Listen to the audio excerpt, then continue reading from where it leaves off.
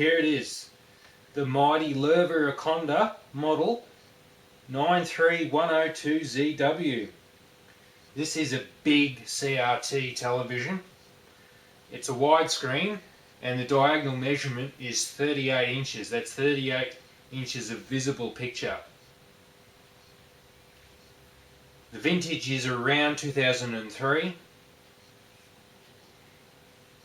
The screen isn't actually a flat screen at all. It does have some curvature to it. The two reasons why I wanted this was, one, because of its size. It's the biggest widescreen out there, or at least equal to another brand's widescreen, and they probably use the same tube inside, and we'll have a look later to see what is in this TV. And two, I wanted to have a look at the picture quality in reference to the chassis powering this television. The chassis is the Media Plus. The Media Plus chassis at this time was used as the basic platform for Loewe's high-end TV sets. I think there would be some variations in the Media Plus chassis, and the schematic that came with the television, here it is of the Media Plus Q2500 chassis, to be specific.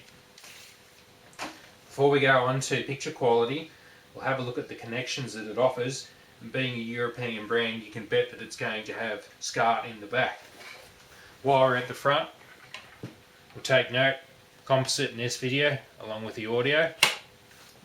I think I'll take the camera off the tripod so you can have a bit more of a look at.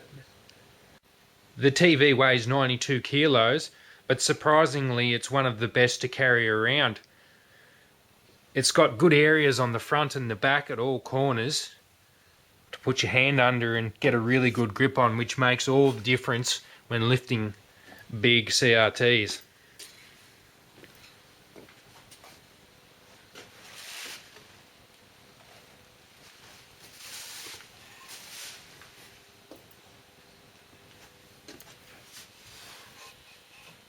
Now I'll get some better lighting and we'll have a look what's here at the back.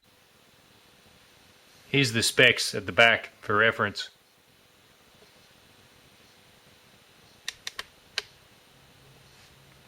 Nice, 3 SCARTs. Nice look already. SCART 1 can be manually switched inside the TV or via a menu, remote I should say, for S-Video and composite. SCART 2 is the same but also has the all important RGB, and SCART 3 is the same again, also containing RGB but also containing the component input. It's the only way to get component into this TV, and thankfully it does have it, but it's only through AV3. It doesn't have a dedicated socket for component. It doesn't have the traditional 3 RCA sockets of red, green and blue. Don't be fooled to think these 3 here are component input. Not sure what they are. I think it's more for a sound thing.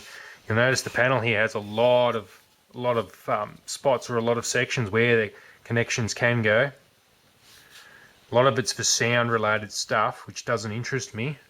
But here, this one extremely interests me, and that's VGA. It's got the D-sub-15 shape to it and VGA written next to it. I'll talk about that soon. That's very important. Here's the remote. Gone is the traditional black remote. Now I've gone to a grey one. Here's a little look at the menu system in here.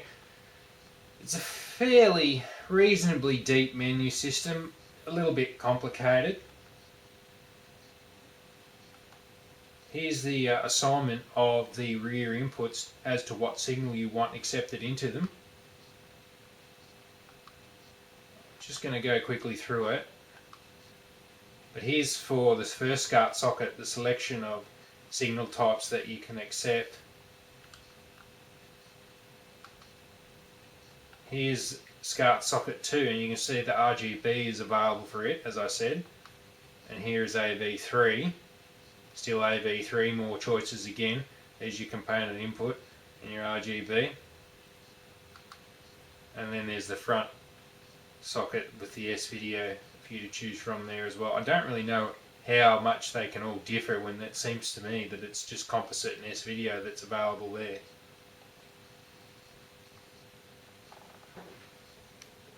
One thing I love with what Loewe's done here is how easy it is to get into the service menu. All you need to do is press this button on the front here, this one here, go down to service, and then just press M on the remote.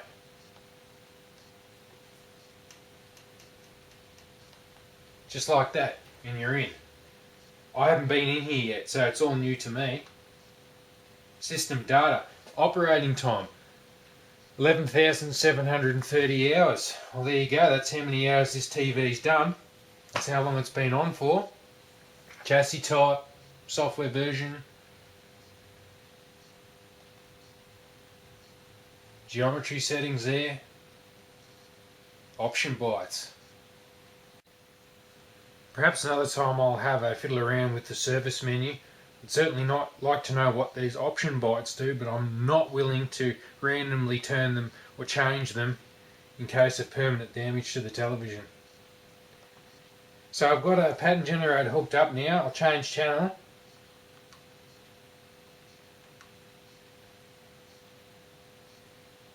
I've got a crosshatch going there. I'll get it widescreen.